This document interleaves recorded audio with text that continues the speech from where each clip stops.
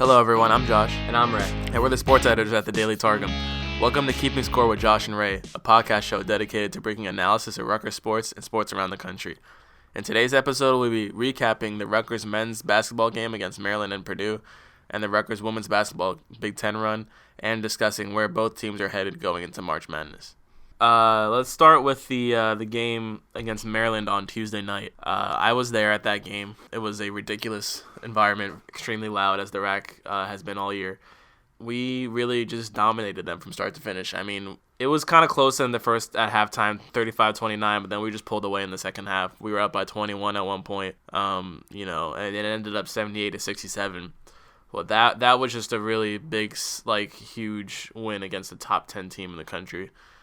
And I think, after the 3-game losing streak, that really got us back into the tournament conversation, because we were looking pretty risky at that point. Like, we were part of the bubble where we might not make it. But now, after that, we were looking solid. And I think it was just a matter of kind of getting our momentum back, taking advantage of our home's success this year. Yeah, what do you think about that? Yeah, I mean, you're right. I mean, that win against I think they were number 9 Maryland. Yeah. At the time of the game. I mean, that right there pretty much put us into the NCAA tournament. Obviously, it was pretty nice to get the win against Purdue, which we'll discuss later. But, I mean, that win right there, against a top team like Maryland, and it wasn't even like we, had to come back from a huge hole like we've done previously in the season. This game, we played strong throughout the whole game. And even if we lost against Purdue the other day, I still think they would have looked at this win against Maryland and said, you know what, they really showed what kind of a team they are. They're a good team, At the end of the first half, they were up 35-29 in the lead. Obviously in the second half, they ended up winning. But it really showed everyone just exactly what kind of a team they are, even against a school like Maryland. The thing is with this game is, going into this game, we had a comeback from large, we were down by a lot in Penn State and Wisconsin. Then we had to come back, but we still lost those games. But Maryland, we were up the whole time, and that was from start to finish, and that was really a really good thing to see. In addition, one of the reasons we were ahead the whole time is because of our defending on the perimeter. We held them to 6 of 32 from beyond the arc, only 18%. And, that was a really big point of emphasis after the road losses, because Penn State shredded us, Wisconsin shredded us for threes. So once we got that settled, we were looking good. Outside of Anthony Cowan and Jalen Smith, it wasn't a lot of production from the rest of the team. And when you only have 2 guys scoring a lot, Cowan had 19, Jalen Smith had 16. Those guys are NBA talent level players, so they're gonna get their points. But the rest of the rotation, wasn't all that. Marcel had 9, Eric Ayala had 8. Nothing spectacular. So that was really enough. And then Jacob Young was just ridiculous in that game. He finished with 17, but he hit all types of shots, crazy threes, just inside shots, and he just has so much speed and energy. Same with Montez Mathis. He had that crazy dunk in the second half that really invigorated the crowd. Gio was Gio. He made a super deep 3 in that game from 35 feet. It was crazy. It was kind of a thing, that game where everybody contributed. Ron had 9, Aquaza had 9, even Miles had 9. I remember Miles backing down Jalen Smith and making a contested shot over him. And you can see how Miles is much more confident, like he was earlier in the season. He had a stretch there that he struggled, but he's been getting his mojo back, and we need him to have that mojo, because we need that inside presence. But, that game was really a big turning point, I think, in the year, because we were in danger of letting, the ship sink after 3 straight losses. But, a win at home against, the team that's top in the conference, that's top in the Big Ten, who is the best conference, and then is, number 9 in the country, beating them handily, that's pretty amazing, And then finishing the season 18-1 at the RAC, the RAC advantage is why we are where we are right now. So, that was great. Yeah. Especially after those 3 straight losses. We lost against Michigan, who we just can't seem to beat this year for some reason. And that was even at home, too. And, you go on the road to face a tough Wisconsin team, and they're just kind of a tank right now as a team. Right. Penn State you lose against, that was a real tough loss. But, they really did come into the Maryland game, and I'd love to know what's going on inside the locker room, whether it's Pike telling them that, this urgency needs to be here, or they're realizing it. But they've definitely turned it on, and, going into Purdue, I think they basically carried over what motivation and energy they had against the Terrapins into that game, too. Yeah, after the Maryland game, everybody stormed the court, everyone's celebrating, because, we knew at that point, okay, they're most likely going to get in, but there's still work to do, but, it's still time to celebrate. Then Purdue rolls around yesterday. We go to Purdue on the road. We only have one road win all year. They're like, okay, can we put the final nail in the coffin? Pounding nails, right? Yep. Finally get that elusive road win that we haven't gotten since January at Nebraska. And God bless them, they did it. I mean, they really did it. I mean, it was back and forth the entire game. It was super competitive, and the thing with this game is that we shot well from three, which doesn't happen too often. We were the worst three-point shooting team in the conference heading into this game. But we finished 9 for 18 from beyond the arc. Gio and Ron were hitting threes the first half, quasi. The second half, as the game wore on, it was defensive, but then Gio just became Gio. He wants the ball in his hands at the end of the game, and there's a reason for that. I mean, he was hitting shot after shot, and it was just when I see Gio with the ball in his hands at the end, I have full confidence. I mean, he does the same fadeaway move every time, but it works every time. So, it's his move. If it ain't broke, don't fix it, right? Exactly. I mean, he finished with 19.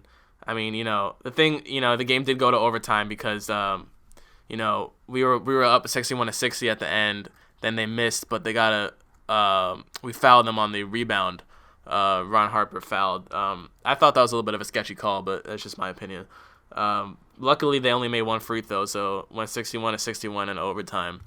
And then in overtime, Jacob Young had that absolutely ridiculous and one dunk over the Purdue's big man, Matt Harms, who's 7'3". He dunked over him, and Jacob's maybe 6'5" or 6'6". So that was pretty crazy. Yeah, that was pretty explosive. I mean, just honestly, Jacob Young and Gio Baker. I mean, my gosh. I mean, what else can you ask from them, really, in that game? Right. Like you said, Gio was Gio. He basically, I don't want to say he carried the team, but he did. He carried the team in the second half. Jacob obviously helped out a lot.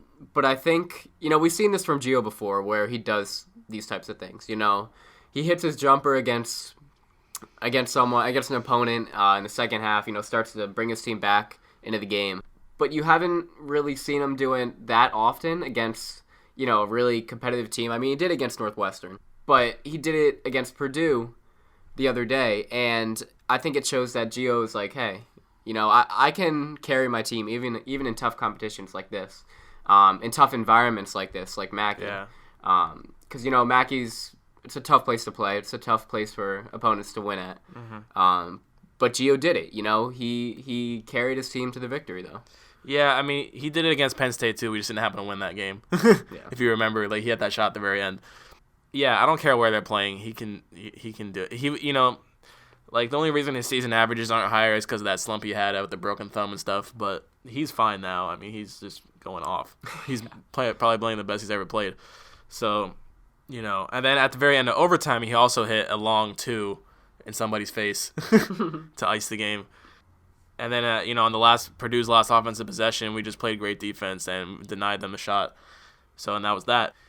Gio had 19, Ron had 15, Quasi 11, Jacob with 10. It's one of those, the team usually wins when a bunch of players are chipping in. And we're not the type of team that has one or two guys that drop 20 each, Michigan State with Cassius Winston and Tillman, it's just we're a different kind of squad. We're a squad where we need 6-7 people, going in. It's a scrappy team. It is a scrappy team. But I mean, look at where they are, though. Right. Look at where they are. They're sitting at 20-11 on the season, 18-1 at home. Right. I mean, that's just what they are. They don't have obviously Gio. He's an amazing player. Yeah. Is he NBA level talent? That's a different conversation. But I mean, everyone contributed to the win. and it's just kind of the identity of the team. And another important thing to point out, Purdue from 3-point range, 7 for 29, 24%. So again, our perimeter defense was on point, and when we figure out our perimeter defense, like, we're formidable, because remember, on the road we always were getting shredded every game from 3. Even like on the neutral game at Madison Square Garden with Michigan, they were killing us with 3s. But now that when we defend well on the perimeter, like, our defense is pretty elite, I would say. So, and it was great to see us hit 3s like that, 9 for 18. We don't do that very often, but we do know that it's not realistic for us to do that. We're not really the type of team that can depend on that kind of 3-point shooting. So, we just kind of going forward, we just kind of got to stick to, what we do best, rebounding and defense, and just physicality inside. We got the first round bye in the Big Ten tournament. We're playing on Thursday. It's either going to be against Purdue or Michigan. I'm not sure yet with the tiebreakers and stuff. At this point, we have the luxury now of just worrying about seeding. So we know we're in at this point. I mean, the committee they have to put us in. They just have to. There's no choice. They have no choice. There's that. So yeah, if we can make a little run in the conference tournament here, we should have a pretty favorable seed going into the NCAAs. So yeah, and with the Big Ten tournament, these games, they do matter in a sense, but they're not the most important games in the world. With that being said, Pikel's not gonna tell his team to lay down, but listen, they can go into it being comfortable. If they can get a couple more wins, awesome, but it's not gonna kill them. It's not gonna be a weight over their shoulder going into the tournament. Right. But whoever they play, though, I think you said, what seeds were they gonna be? Possibly? So we're either gonna be like 7th or 8th at this point. So if we're playing either against Purdue or Michigan, yeah, obviously those are gonna be really good games. So honestly, it's just up to them to just kind of continue what they have going. We've seen what they can do in the past 2 games. Whether they can continue that against Michigan, who again we just can't seem to beat this year, right? Or ever, in history, or ever. Literally never beaten them once for some reason. Who knows why? Or against Purdue, if we play them, they're going to come in with a chip on their shoulder. Yes. And they're going to look to win. They're not going to look to just kind of lay back and just play as they normally would. No, they're trying to get in the tournament. We swept the season series against them. Yes. They're going to look, they're going to look for some revenge. Yeah, Purdue is, they're like on the edge of the bubble now. They have to make a run in the conference tournament to be considered at this point with losing to us on Saturday. So, yeah, they have a lot to play for. But yeah, going forward, and in addition to what I already said, I think in terms of individual players, I would like to see Caleb McConnell contribute a bit more, because he was going off earlier in the season, but now he's been slowing down a bit. His minutes have gone down. Like against Purdue, he only played 3 minutes. So something's going on there. I mean, I would like to see him, shine more. Yeah. Well, what do you think things to work on going forward? I think you're right. I don't know what kind of happened to Caleb. Mm-hmm. He played 3 minutes against Purdue and 5 minutes against Maryland. I mean, where did he go?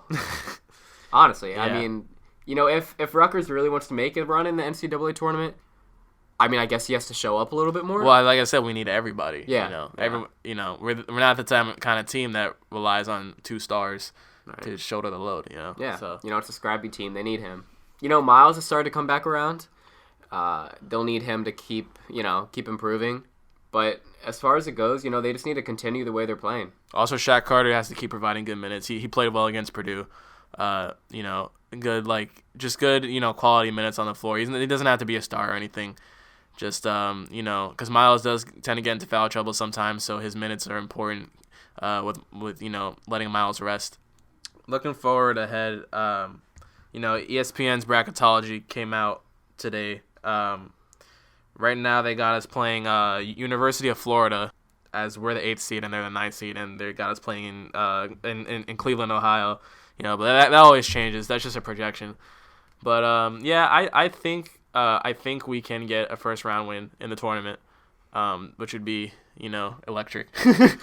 And we're gonna be at both the conference and the national tournament, so that should be a fun ride. But I think that would be an excellent thing for us to build off for next year, And in addition, that would probably help attract recruits if we won a tournament game. But yeah. All right, now let's switch over to the women's team.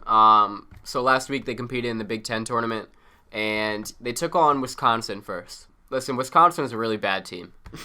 They're 12-19 overall, 3-15 in the Big Ten. So they won that game. Not much of a surprise there. We had Arella put up 27, 4 steals, 2 blocks, 3 rebounds. I mean, she's Arella. But the rest of the team, honestly, it was just a really good team performance. You had every player score at least a point. You had Mac with 9, Wallace with 9. You had Danielle Miglory with 9. She hasn't really played that much. So I think it was a time for Stringer to just kind of put in her bench. They were going to win the game, but it was a little bit of a tune-up for them heading into the NCAA tournament, which they'll most likely make. I think they have 22 wins on the season, so they're going to be in the tournament. And I think Stringer was just looking at this game and thinking, you know what, let's just get them some playing time. Let's get them some time to work on, some things that need to be addressed. And that's what they did. Going into their next game after that win, though, against Indiana, it was a different outcome. Indiana was number 20 heading into the game. They won 78-60. Not the greatest showing for Rutgers, obviously. Garantis, she had 30 points, but after Sanders, Giles, and Mack, it just kind of fell off for them. Wallace only played 8 minutes for some reason, and Mayori Davenport, she played 11 minutes. So it was a little bit of a weird dynamic that Rutgers had in the game. Not a lot of offensive production. They pretty much trailed the entire game. And, it's a shame because they could have picked up a win and it would have given them more momentum going into the NCAA tournament. But that's what it'd be. They gotta basically pick their heads up and say, what, that's a good team. And we didn't win against them, but what, we just gotta put that behind us and forget about it.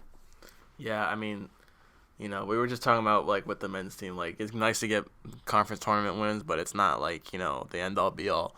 So I think losing to Indiana, it's not the end of the world. I want to see them perform like they did against Wisconsin as a whole team, because every time we talk about the women's team, we always say they need to perform as a whole team. And that's what they did against Wisconsin. Granted, Wisconsin is not a great team, like you mentioned. But, going into the NCAA tournament, there's selection days on the 16th. So, by then we'll know who they're playing. But, yeah, no matter who they're playing, they got to play as the whole team. Can't just have Arella, taking all the shots. Arella's, phenomenal. But, basketball is a team sport. So it's every game with this team. Guys, just put together a team performance, a team-wide performance. You did against Wisconsin. Just keep it going. Yeah, Kadeja Sanders hits 14, 3 boards against Indiana. That's nice. Miles Giles, 7 points, 5 boards, 2 blocks, 3 steals. That's solid stuff. But then, you got, Jordan Wallace not playing much. You got, Zipporah Broughton, Mayori Davenport not playing much, Danielle Migliori. It's I want to see, the all-hands-on-deck mentality that the men's team has, because, Arella is not going to single-handedly take Rutgers through the NCAA tournament and work like that. Cut down the nets for them. So, as a team, they shot 16 of 53, good for 30% from the field. From 3, they shot 3 of 11. It needs to be better against a team like Indiana. Going in the NCAA tournament, they're going to need to put up a strong showing in the first game. We've said it before, the schedule that they've had this year, granted, they did pick up a win against number 18 Iowa in their last regular season game. Mm-hmm. But their schedule as a whole, it hasn't been the most difficult in the league. The ranked teams that they did face besides Iowa, they lost against. And, they lost against Indiana twice this season. So I just think for this team going forward, I just don't know what their chances will be in the NCAA tournament. Yeah, they showed with Iowa that they can beat the best teams, but will they? you know, like games earlier in the season against, you know, Niagara and Harvard, and, you know, like that's not really true barometers of what, you know, like how good they are. Blowing out, you know, Illinois, you know, who's like not the best team, and then, you know, I mean, it's just I would have felt better, yes, if they had lost to Indiana with a close game rather than like by 18 points. 18 points.